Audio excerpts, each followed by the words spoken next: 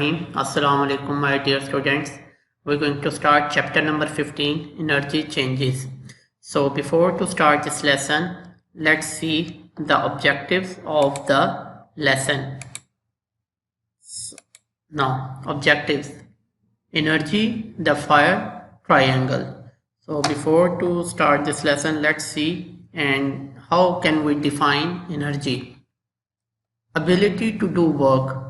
Very easy to understand when you're going to see the definition of energy in physics, how it will be illustrated. The capacity for doing work, it may exist in potential, kinetic, thermal, electrical, chemical, nuclear, or other forms also in which energy is present. There are moreover heat and work, energy in the process of transfer from one body to another. Now let's see on the textbook that mention here about fuel. Fuel store chemical energy. As you know that also we discuss about the forms of energy in which a chemical energy is also present. When we burn a fuel, it reacts with oxygen and its chemical energy is released. From the fuel, the chemical energy is released. It means the fuel, anything like you can say that coal, gas, petrol, diesel or benzene, even a paper, it stored chemical energy.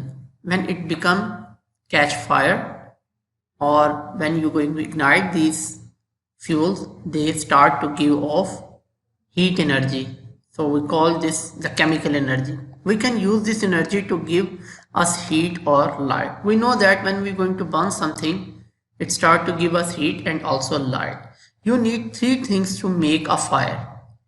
For fire, you need these three things. Number one, fuel, heat, and the most important thing here is oxygen. If anything of from these three things is absent, the fire is unable to start from that place. So food is a fuel for our bodies. We burn sugar by reacting it with oxygen in our cells. So now again see what is a fire triangle.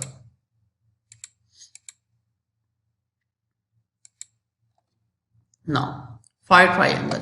A fire triangle or combustion triangle is a simple model for understanding the necessary ingredients for most fire. The triangle illustrates the three elements a fire needs to ignite: heat, fuel, and an oxidizing agent. Usually we name this oxygen. So you can see that these things, when they combine, then fire starts.